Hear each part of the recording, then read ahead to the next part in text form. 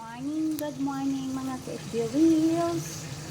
Ayan, for today's video guys, magluto ko ngayon ng fish dinding. So ayan, nilagay ko na yung fish sa kanin. Ayan guys. Nilagyan ko ng hasyo. Nilagyan ko ng hasyo sa ilalim. Ang ilalim yung kanin.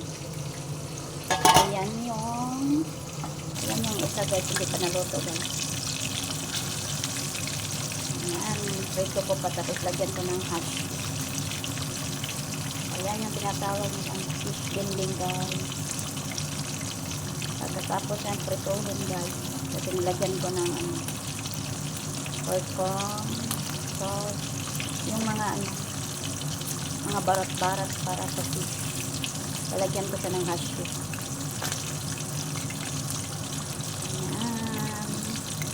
Thank you for watching. God bless everyone.